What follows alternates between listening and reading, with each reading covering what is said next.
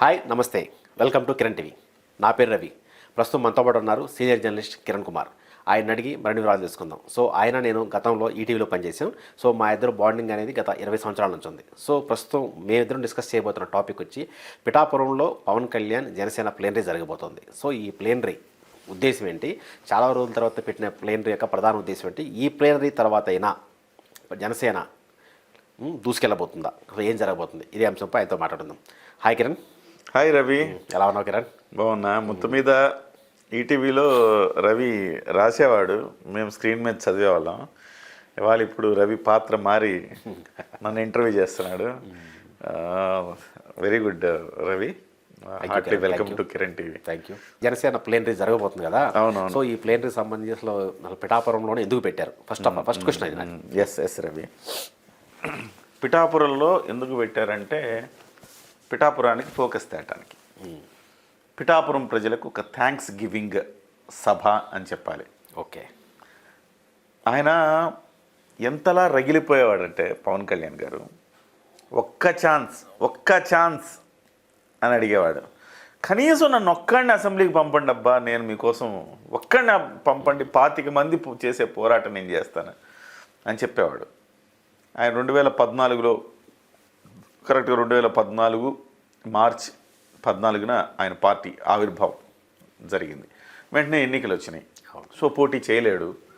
అప్పుడు హడావిడిగా పోటీ చేయడం వల్ల రాష్ట్ర శ్రేయస్సు దృష్ట్యా తెలుగుదేశం పార్టీ బీజేపీకి సపోర్ట్ చేశాడు. ఆ తర్వాత తెలుగుదేశం పార్టీ విధానాలు కొన్ని నచ్చగా ఆయన దాన్ని విభేదించాడు. విభేదించిన క్రమంలో 2019లో సొంతంగా 5 ఏళ్ల పాటు పార్టీ పెట్టి పార్టీని బిల్డ్ చేశాం కదా. చాలా చోట్ల మీరు చూడండి, సినిమా చరిష్మా ఉన్నవాళ్ళు 2 ఏళ్ల ముందు పార్టీ పెడతారు. దానికి ఎవరు అతీతం కాదు. అవును. గతంలో ఎన్టీ రామారావు అతీతం కాదు, టీఆర్పీ పెట్టిన చిరంజీవి అతీతం కాదు. ఇప్పుడు తమిళ్లో విజయ్ పార్టీ పెట్టాడు, ఆయన కూడా 1.5 year ముందు పార్టీ పెట్టాడు. అవును. సో వీళ్ళకి 5 ఏళ్ల పాటు పోరాడే ఓపిక సహజంగా సినిమా స్టార్లకు ఉండదు. చాలా వాల్యుబుల్ టైం వాళ్ళది. 5 ఏళ్ల పాటు అంటే దాంట్లో ఒక 5 రోజుల్లో 10 సినిమాలు చేసుకోవచ్చు వాళ్ళు కనీసం. స్టార్లు కదా, మామూలు వాడైతే ఇంకా ఎక్కువ చేయొచ్చు. స్టార్లు కాబట్టి 2 వేసుకున్న 10 సినిమాలు చేయొచ్చు. సో అంత 10 సినిమాలు, దానికి వచ్చే డబ్బు త్యాగం చేయాలి, ఇదంతా చేయాలంటే చాలా టఫ్ టాస్క్. సినిమా వాళ్ళందరూ ఏమనుకుంటారంటే ఖచ్చితంగా మనం ఉన్న చరిష్మాతో మనం ఎంతో కొంత అధికారంలోకి వస్తాము అని భావిస్తారు. ముఖ్యమంత్రి అవ్వకపోవచ్చు, ఎంతైనా ప్రభావం అయితే చూపించగలమని అనుకుని వస్తారు. అయితే అలాగా వచ్చిన నాయకుడు కాదు పవన్ కళ్యాణ్. ఒక భిన్నమైన వ్యక్తి. పురుషులందు పుణ్యపురుషులు వేరయ్యా అన్నట్టు హీరోలందు పవన్ కళ్యాణ్ వేరయ్యా అని చెప్పాలి. ఇంకా చెప్పాలంటే రాజకీయ నాయకుల్లో కూడా పవన్ కళ్యాణ్ వేరు. రాజకీయ నాయకుల్లో కూడా పవన్ కళ్యాణ్ ట్రెండ్ ఫాలో అవ్వడు. ఆయన ట్రెండ్ సెట్ చేస్తాడు. 5 ఏళ్ల పాటు కష్టపడి 2019లో ఓటు అడిగాడు, కానీ 2 చోట్ల ఓడించారు. ఆ తర్వాత మళ్ళీ 5 ఏళ్ల పాటు పోరాటం చేశాడు. 10 ఏళ్ల పోరాటం తర్వాత ఇవాళ పిఠాపురం నుంచి ఆయన శాసనసభకు ఎన్నికాడు. కానీ ఆయన 2019లో ఆశించింది ఏంటంటే 135 చోట్ల పోటీ చేస్తే కనీసం 10 చోట్ల గెలవమా అని అనుకున్నాడు. అట్లీస్ట్ ఆయనదే గెలుస్తాడన్న కాన్ఫిడెన్స్ ఆయనకుంది. అది కూడా ఓడిపోయేసరికి ఆయనకి బాధ కలిగింది. నేను నిజాయితీగా ఉంటే జనం ఓడించారని బాధ లోపల చాలా ఉంది. అప్పుడప్పుడు వ్యక్తం చేస్తూ ఉంటారు కదా. అలాంటి స్థితిలో పిఠాపురం ప్రజలు ఆయనకి బ్రహ్మరథం పట్టారు. ఇవాళ ఆయన ఆ పిఠాపురం ప్రజల రుణం తీర్చుకోవాలి అనుకుంటున్నాడు. అందుకే వచ్చిన 6 నెలల్లో అద్భుతమైన పనులు చేశాడు. గతంలో పిఠాపురం ప్రజలు స్వతంత్రం వచ్చిన తర్వాత ఈ ప్రభుత్వాల్లో ఏనాడు చూడని విధంగా కని విని ఎరుగని రీతిలో ఆయన పనులు చేశాడు. 12 రకాల పనులు చేశాడు. 30 పడకలు ఉన్న ఆసుపత్రిని 100 పడకలు చేశాడు. అట్లే స్కూళ్ళన్నిటికీ ల్యాబులు ఏర్పాటు చేశాడు. గదులు లేవంటే గదులు కట్టించాడు. రోడ్లు వేయించాడు. నీళ్లు లేవంటే నీళ్లు ఇప్పించాడు. అలాగే అసలు పిఠాపురం డెవలప్మెంట్ అథారిటీ అని ఒకటి తెచ్చాడు. సహజంగా పెద్ద పెద్ద టౌన్లకు ఉంటుంది అది. అవును, చిన్నవాటికి ఉండదు. అలాంటిది పిఠాపురం డెవలప్మెంట్ అథారిటీ అని తీసుకొచ్చాడు. అక్కడ ఒక విమానాశ్రయం కూడా తేవాలనుకుంటున్నాడు. Temple town చేయాలనుకుంటున్నాడు. పర్యాటక ప్రాంతం చేయాలనుకుంటున్నాడు. మెదడులో ఇన్ని రకాల ఆలోచనలు. పిఠాపురం అంటే ఇట్లా ఇదిరా నియోజకవర్గం అంటే అన్నట్టు తయారు చేయాలనుకున్నారు. మీరు ఎన్నికల ముందు కూడా ఆయన మాటలు చూస్తే ప్రచారాల్లో దేశంలో నియోజకవర్గం అంటే పిఠాపురమే అనేటట్టుగా మోడల్ నియోజకవర్గంగా ఉండాలి, దేశంలో ఎమ్మెల్యే అంటే పిఠాపురం ఎమ్మెల్యే రా అన్నట్టుగా నేను చేస్తాను అన్నాడు. అది వాళ్ళు చేసి చూపిస్తున్నాడు. ఈ 6 నెలలు చేసిన దానికి ప్రోగ్రెస్ రిపోర్ట్ ఇచ్చాడు. ఇదిగాక ఇప్పుడు ఒక థ్యాంక్స్ గివింగ్గా అక్కడ ఒక పెద్ద సభ నిర్వహిస్తున్నాడు. పుట్టిన తర్వాత పార్టీ పుట్టిన తర్వాత జవసత్వాలు కల్పించడంలో పిఠాపురం పాత్ర అని మనం మాట్లాడుకోవాలి. సో అక్కడ 3 రోజుల పాటు, ఇప్పటి వరకు అయితే ఒకే ఒక్క రోజు జరిపేవారు. అవును, ఈసారి 3 రోజుల పాటు ప్లీనరీ నిర్వహించి పార్టీకి సంబంధించిన అంశాలు చర్చించబోతున్నారు. గతంలో కూడా ప్లీనరీ ఒక్కొక్క రోజు జరిగిన ఆయన స్పీచెస్ ఉండి పోయేవి, ఏదో అదే కొంచెం ప్రభావితంగానే చేసేవాడు. మీరు అసలు పిఠాపురం కాకుండా ఇంతకుముందు జరిగిన 2023లో నాకు తెలిసి మచిలీపట్నంలో జరిగింది ప్లీనరీ. ఆ సభలో చెప్పాడు ఓటు చీలనివ్వను అన్నాడు. దానికి కట్టుబడి ఉన్నాడు. అవును, ఇవాళ దేశంలో పరిణామాలకు ఆయన తీసుకున్న ఆ రోజు తీసుకున్న నిర్ణయం కారణం చెప్పి ప్లీనరీలో అలాంటి సంచలనమైన నిర్ణయాలు తీసుకునే చరిత్ర కూడా ఉంది. సో ఇవాళ అందుకు పిఠాపురాన్ని ఇవాళ వేదికగా చేసుకున్నాడు. 3 రోజుల పాటు పండుగ జరగబోతా ఉంది. సో ఈ పిఠాపురంలో ఈ 3 రోజుల పాటు అంటే ఎలాంటి రాబోయే రోజుల్లో ఎలాంటి నిర్ణయాలు తీసుకుంటారు అంటే ప్రతి పార్టీని అభివృద్ధి చేసుకోవటం అనే కాన్సెప్ట్తో పాటు వచ్చే ఎన్నికల్లో కూడా ఇంతకుముందు పోటీ చేసే స్థానాల కంటే ఎక్కువ పోటీ స్థానాలు చేయాలనే ప్లాన్ ఉంటే ఆ ప్లాన్ ఏ విధంగా ఉండబోతుంది, దానికి సంబంధించిన ఒక అంటే ఈ ప్రాజెక్ట్ అండ్ కాన్స్ ఏం చేయబోతున్నారు? ఒకటైతే స్పష్టంగా చెప్పబోతారు, నాయకులు ప్రతి నియోజకవర్గానికి నాయకత్వం తయారవ్వాలి, దానికి ఏం చేయాలి, క్షేత్రస్థాయి నుంచి ఇప్పటి వరకు పార్టీ నిర్మాణం జరగలేదన్నాం కదా, అది జరగాలంటే ఏం చేయాలి, ప్రతి నియోజకవర్గాన్ని నుంచి ప్రాతినిధ్యం ఉండేలా రేపు ప్లీనరీ ఉండబోతోంది. తద్వారా మీకు పార్టీకి సంబంధించిన కమిటీలు కానీ ఆ సంస్థాగత నిర్మాణం ఏర్పాటు చేసుకోవటానికి దీన్ని ఒక వేదికగా చేసుకునే అవకాశం ఉంది. 2 పాయింట్. 3వ పాయింట్ ఏంటంటే రాబోయే రోజుల్లో సీట్ల సంఖ్య పెరగబోతుంది. 225 కాబోతున్నాయి, అంటే 50 సీట్లు పెరగబోతున్నాయి. 50 సీట్లు పెరిగితే ఖచ్చితంగా అందులో ఒక 20 సీట్లు ఖచ్చితంగా జనసేన పార్టీ తీసుకునే అవకాశం ఉంది. ఇప్పుడు ఆల్రెడీ 21 చేశారు, అప్పుడు 20, 40 అయితే పక్కా. కానీ ఎక్స్పెక్టేషన్స్ 60కి రీచ్ అవుతారా లేదో ఈరోజు చెప్పలేం. కానీ మొత్తం ఆ రకంగా మీరందరూ కూడా ప్రణాళికాబద్ధంగా రెడీగా ఉండాలి అని చెప్పే ఒక ప్రయత్నం చేస్తారు.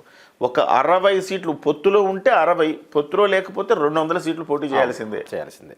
సో దాని పొత్తులో ఉండం అనుకొని ప్రిపరేషన్ జరగాల. ఆ ప్రిపరేషన్కి నాంది పలుకుతారేమో అని నాకు అనిపిస్తుంది. అయితే ఇక్కడ 2-3 అంశాలు మనం చర్చించుకోవాలి రవి. మనం మంచి చెప్పాలి, చెడు చెప్పాలి. సద్విమర్శలు మనం చేయకపోతే ఇంకెవరు చేస్తారు? నా నెక్స్ట్ క్వశ్చన్ కూడా అది ఏంటంటే ఇప్పుడు జనసేన పార్టీ అనేది అధికారం వచ్చిన తర్వాత ఎలా తయారైందంటే ఒక గంగానదిలా తయారైంది.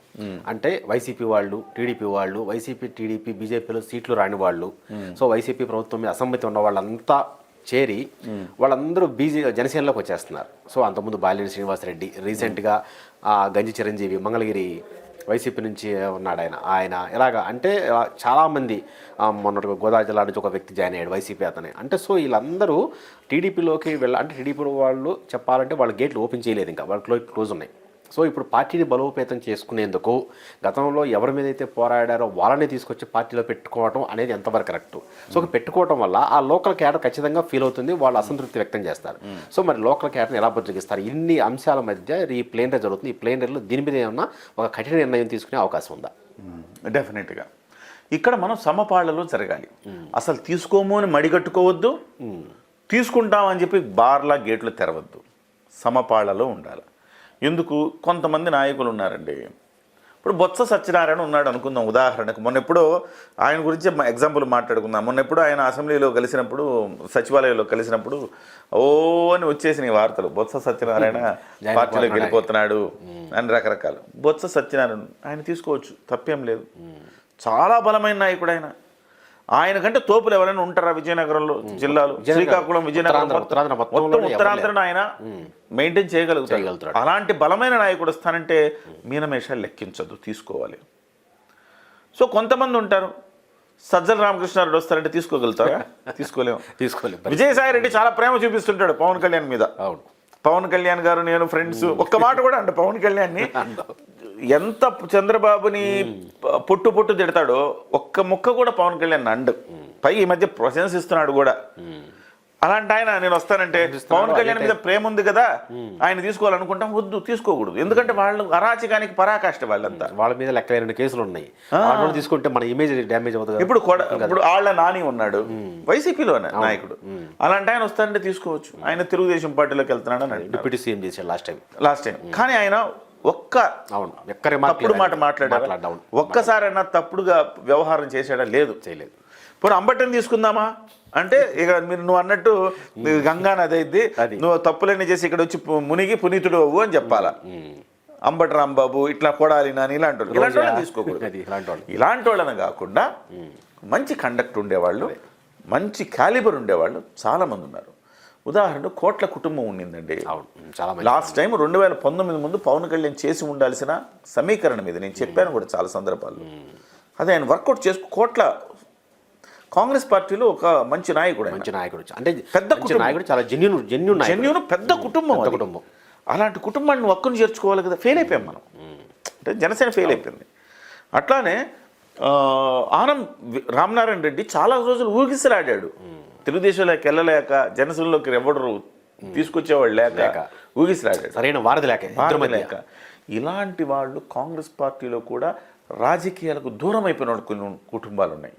ఆ కుటుంబాలను లాగాల, తీసుకురావాలి. ఆ కుటుంబాలని తీసుకొచ్చి వాళ్ళకి సముచితమైన స్థానం ఇస్తే ఆ కుటుంబాలు కలిస్తేనే కదా వైసీపీ ఎంత పెద్ద పార్టీ అయింది. వైసీపీ ఎంత పెద్ద వాళ్ళలో జెన్యూనిటీ ఉన్న కుటుంబాలు ఉన్నాయి. ఆ కుటుంబాలను తీసుకురాగలిగితే ఖచ్చితంగా పార్టీ బలోపేతం అవుతుంది. ఈ రకమైన కార్యాచరణ చేయాలి ఫస్ట్ థింగ్. రెండవది, కొత్త నాయకులు తయారు కావడానికి మీరేం ఆపర్చునిటీ ఇస్తున్నారు అది ఇవ్వాలా. మూడవది యాక్సెసిబిలిటీ, చాలా కీలకం ఇది. యాక్సెసిబిలిటీ లేదు నాయకుడితో. ఇవాళ అనేక మంది కష్టపడితే స్వతంత్ర ఉద్యమంలో ఎంతైతే అతిశయోక్తి అనుకుంటారేమో కానీ కాదు. ఆంధ్రప్రదేశ్ రాష్ట్రంలో ఇవాళ సమాజానికి అత్యవసరం రా ఇది. రాష్ట్రం ఊపిరి పీల్చుకోవాలంటే జగన్ పోవాలి, కూటమి రావాలి అనుకున్న దశలో ఒక స్వతంత్ర పోరాటం చేసిన స్థాయిలో చేశారు. కువైట్లో ఉండేవాడు, దుబాయ్లో ఉండేవాడు, సంపాదించుకున్నది ఎంతో తెలియదు కానీ తీసుకువచ్చి వాడు 10 మందిని మోటివేట్ చేసి డబ్బులు ఖర్చు పెట్టి వచ్చి ఓటేసి వచ్చారు.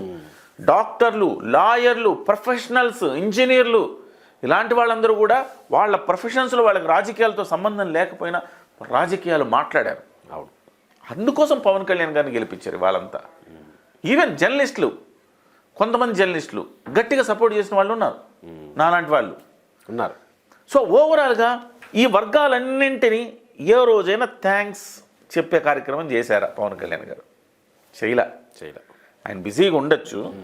6 నెలల తర్వాత అయినా అందరినీ పిలిచి, ఒక్కొక్క వర్గాన్ని పిలిచి వెరీ గుడ్, బాగా చేశారు మీరు అని భుజం తట్టే కార్యక్రమం చేస్తే, భుజం తట్టడంతో పాటు రేపు దీనికి ఇంకోటి కూడా కొంచెం యాడ్ చేయాలి మనం.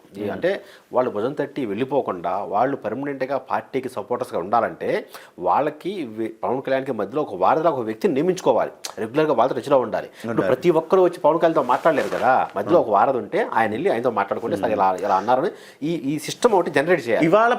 ఇవాళ జనసేన పార్టీలో చాలా పెద్ద లోపం ఏదన్నా ఉందంటే జనంతో, కార్యకర్తలతోటి, కొన్ని వర్గాలతోటి ఎవరితో మనం మాట్లాడితే అపాయింట్మెంట్ వస్తుంది పవన్ కళ్యాణ్ గారిది తెలియదు. ఎవరు తెలియదు.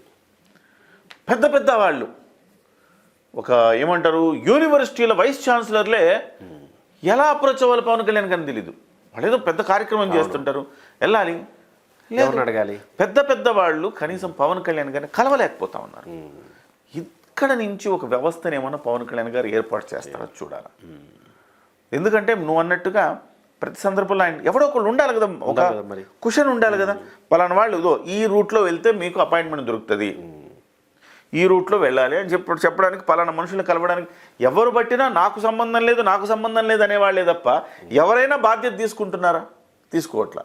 పవన్ కళ్యాణ్ గారు చెప్పారు, నా చుట్టూతా కోటరీ ఉంటుంది, 3 నెలలకు ఒకసారి బద్దలు కొడుతూ ఉంటా అని. నాకు తెలిసి దాదాపు సంవత్సరం అయింది బద్దలు కొట్టి పవన్ కళ్యాణ్ గారు కోటరీని. ఇవాళ వరకు కోటరీని బద్దలు కొట్టలేకపోయారు పవన్ కళ్యాణ్ గారు అనుకుంటున్నాను నేను. పార్టీ అధికారంలోకి వచ్చి 6 నెలలైనా అందరికీ అసంతృప్తి ఉంది. అరే మేము ఇంత కష్టపడ్డాం. ఒక సర్పంచ్ ఉంటాడు, సర్పంచ్ స్థాయి అభ్యర్థి, వాడు ఎంత కొట్లాడాల్సి వస్తుంది. వాడు నువ్వు దేశంలో పెద్ద పెద్ద నగరాల్లో అయితే నీకు రాజకీయం అంత ఉండదు, కానీ ఊర్లలో ఎట్లా ఉంటుంది? ఊళ్ళో చాలా పెద్ద ప్రెస్టేజ్ ఇష్యూ ఉంటుంది. ప్రెస్టేజ్ ఇష్యూ ఉంటుంది. వాడు ఎన్ని దెబ్బలు తిని ఉంటాడు, ఎన్ని కష్టపడి ఉంటాడు, పవన్ కళ్యాణ్ గారి కోసం ఎంత త్యాగం చేసి ఉంటాడు. అలాంటి వాడు రేపు పవన్ కళ్యాణ్ కలవలేకపోయినా ఇప్పటిదాకా అంటే వాడికి ఎంత వేదన ఉంటుంది. అలాంటి వాళ్ళందరూ కలవడానికి కావాల్సిన ఒక మెకానిజంను ఏర్పాటు చేయాలి. ఆ మెకానిజం అట్లీస్ట్ ఈ ప్లేనరీలో ఆ మెకానిజంని ఏర్పాటు చేస్తారని మనం భావిద్దాం. లేకపోతే ఉపయోగం లేదు. ప్లేనరీలు మనం ఎన్ని చేసుకున్న ఉపయోగం ఏంటి? వచ్చి భోజనం చేసి వెళ్ళడం తప్ప ఏముండదు. గంగి గోవు పాలు గరిటడైన చాలు కడివిడైననేమి కరము పాలు అన్నారు. నువ్వు ప్లేనరీ ఒక్కరోజు నిర్వహించినా 3 రోజులు నిర్వహించినా మనకు జరగాల్సింది గంగి గోవు పాల శ్రేష్టంగా జరగాల. అలా జరగలేదంటే ప్లేనరీ 10 రోజులు నిర్వహించిన ఉపయోగం లేదు. మనం బయట చెప్పుకోవడానికి కాదు కదా చేస్తుంది. పార్టీని బలోపేతం చేసుకుని 2029కి ఒకవేళ పొత్తు లేకపోయినా 200 మంది అభ్యర్థుల్ని కనీసం మనం తయారు చేసుకోవాలి అన్న లక్ష్యంతో ఈ ప్లేనరీ జరిగితేనే అప్పుడు సక్సెస్ అవుతుంది. రైట్. సో ప్లేనరీకి సంబంధించి పవన్ కళ్యాణ్కి జనసేన పార్టీకి ఒక ప్రత్యేకమైన లక్ష్యం ఉంది. సో ఆ లక్ష్యం నెరవేరే దిశగా ప్లేనరీలో ఏవైనా కొత్త మార్పులు సంచలన నిర్ణయాలు తీసుకుంటారేమో చూద్దాం. Thank you.